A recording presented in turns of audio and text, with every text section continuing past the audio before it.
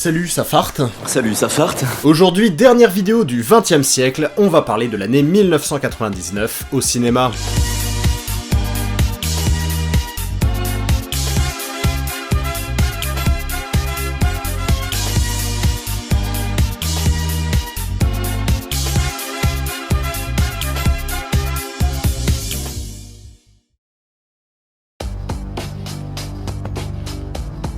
Ok, alors niveau sortie, 1999 a pas été une année incroyable pour le cinéma français, puisqu'on a eu Jeanne d'Arc, Les Enfants du Marais, Vénus Beauté Institut ou encore Astérix et Obélix contre César, qui malgré ses 9 millions d'entrées, a reçu un accueil critique plutôt mitigé. Un esprit mauvais, il est tout près, je sens sa présence, les dieux nous viennent de ton aide. Pour ce qui est des autres pays, au Canada ils ont eu Existence, en Espagne Tout sur ma mère, et au Royaume-Uni Man on the Moon, Le Monde ne suffit pas ou Coup de foudre à Notting Hill, qui avec le temps est devenu l'archétype de la comédie romantique britannique.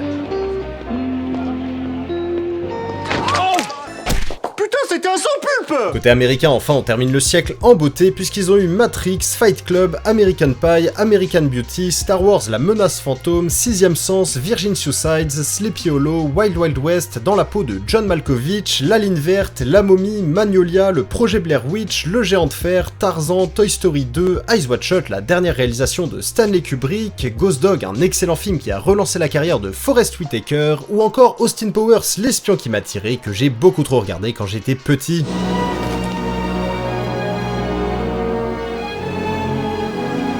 Et bien sûr, avant de conclure, il fallait que je revienne sur la 20e cérémonie des Razzie Awards, puisqu'étant la dernière des années 90, mais aussi la dernière du 20e siècle, elle a décerné des récompenses toutes particulières, comme par exemple le pire film de la décennie à Showgirls, mais aussi la pire actrice du siècle à Madonna, et si vous êtes un habitué de la chaîne, vous le voyez venir, le pire acteur du siècle à Sylvester Stallone pour, je cite, 99,5% de tout ce qu'il a fait. Nothing is over!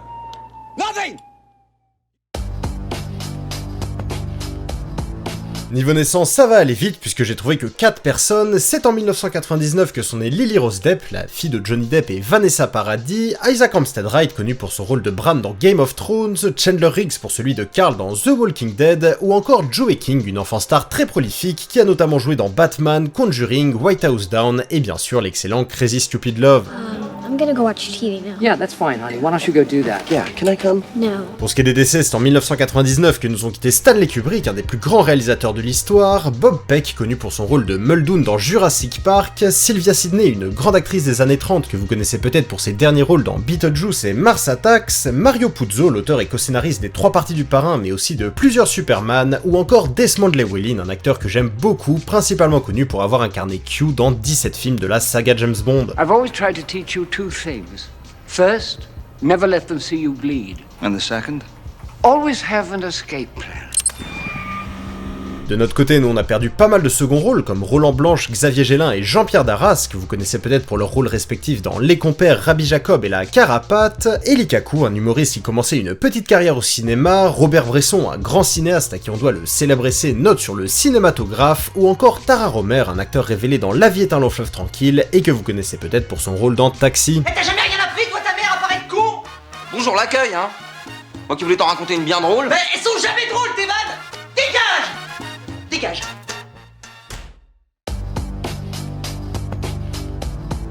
Après une carrière pour le moins brillante dans le monde du football, la légende de Manchester United Eric Cantona s'est lancé dans le cinéma. Il jouera par exemple dans Les Enfants du Marais aux côtés d'André Dussolier et de Jacques Villeray, mais aussi dans Elisabeth, dont j'avais parlé dans ma précédente vidéo, aux côtés de Kate Blanchett, Geoffrey Rush, Richard Attenborough ou encore Daniel Craig. Vous devez comprendre qu'elle est une femme.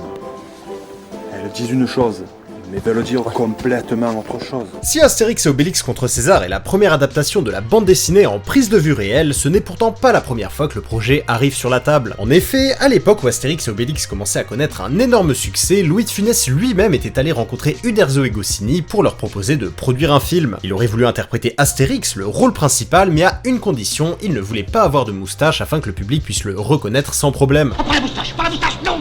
Au final, pour plein de raisons, la production sera abandonnée, et si ça vous intéresse, ils avaient pensé à Lino Ventura pour le rôle d'Obélix. Chic des Romains. Ce qui est assez drôle étant donné qu'Albert Uderzo s'était inspiré de l'acteur pour dessiner le personnage de Caius Aerobus dans l'album La Zizanie. C'est d'ailleurs pas le seul acteur qui a eu cet honneur, puisqu'il s'est aussi inspiré de Bernard Blier, Jean Gabin et même Sean Connery pour le personnage de 006. Alors en fait c'est un jeu de mots avec 007. Quand les frères Wachowski ont commencé à parler du projet Matrix, très peu de gens croyaient en sa réussite. Plusieurs acteurs ont déclaré ne pas être intéressés, comme Brad Pitt, Will Smith, Sean Connery ou Jean Reno, mais aussi leur propre société de production, la Warner Bros, qui a refusé les 80 millions de dollars demandés par les réalisateurs pour ne leur en laisser que 10 millions. Évidemment, pour un projet pareil, c'était une somme beaucoup trop faible, et les Wachowski ont alors tenté un move très risqué, dépenser l'entièreté de leur budget uniquement sur la scène d'introduction du film, en espérant que celle-ci convaincra la production de donner accès à leur requête. Et comme vous pouvez le deviner, ça a marché.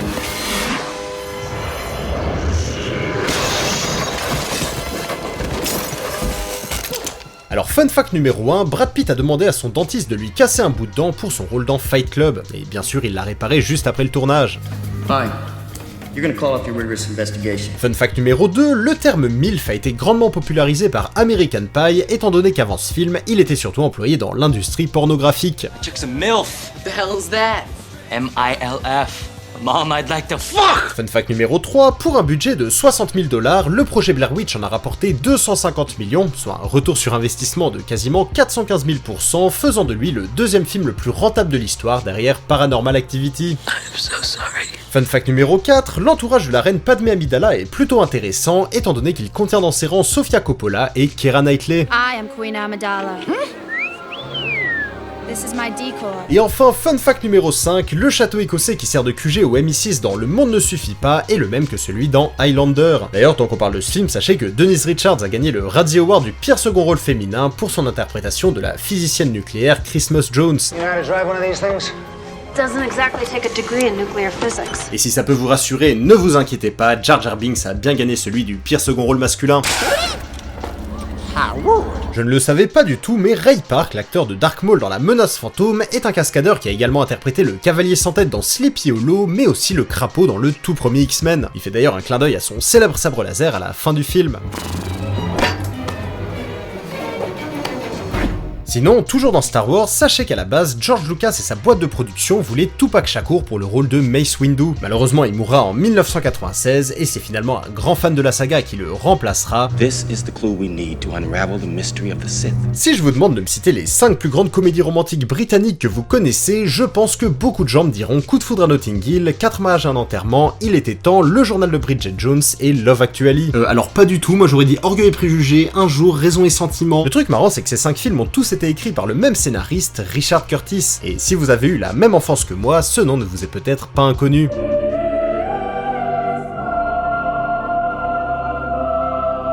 Et oui, l'auteur de quelques-unes des plus grandes comédies romantiques de l'histoire est également le père de Mr Bean. Dans les années 70, il a rencontré Rowan Atkinson à l'université d'Oxford, et ensemble ils ont créé ce personnage désormais emblématique. Sinon, petit fun fact, la maison de Hugh Grant dans Coup de foudre à Notting Hill était celle dans laquelle habitait Richard Curtis. Come in.